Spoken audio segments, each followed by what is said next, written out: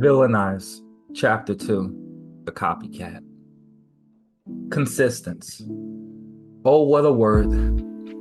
Oh, what a word that business owners that don't know what they're doing use as a half-assed piece of advice to give their mentee or any other poor sap that's unfortunate enough to ask that moron for a few pointers. Just keep being consistent. Remember, consistency is key. Hey, bud, keep being consistent. Hang in there. You're a grade A dick if this is the advice that you give the other business owners that look at you as a coach or a mentor. Consistency only works with the proper system. Scratch that. Consistency only works with a working and proven system. If you're a consistent failure, it means that if you remain consistent, you're going to continue to fail consistently.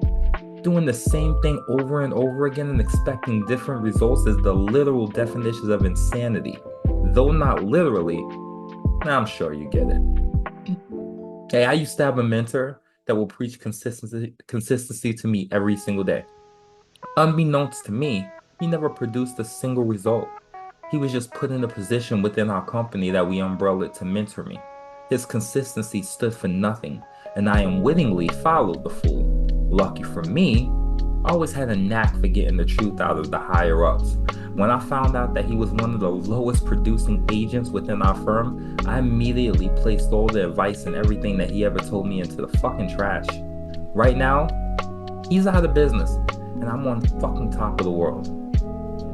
Is this because of his high level of consistency? Yes, my dear friend, it is.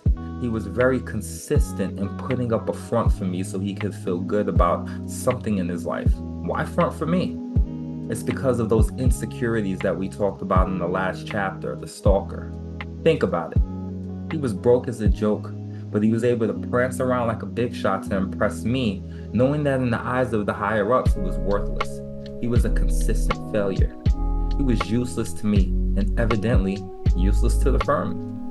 The point is that consistency is only useful to a business owner that has already found a working system and has produced decent to good results. That's when you start to think about consistency. If you're not there yet, you haven't found that working system, don't worry about consistency. Worry about finding what works in your industry. The truth is that as much as I like to take credit for all my marketing employees and ingenious scroll-stopping ideas, I can't. I very often piggyback off the ideas of others that are casually walking around in my industry and feeding me new ideas every day. Now, of course, they don't necessarily mean to, and more than often regret it. For instance, my software Ember system only had one competitor at its time of conception, Go High Level. They were truly fucking annoying. At the time, they had more revenue, more backing, and more advertising dollars. I never let that stop me.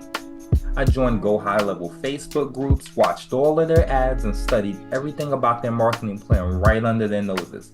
I saw what their customers loved about them and what the consumers hated about them. And I bet you can guess what happened next.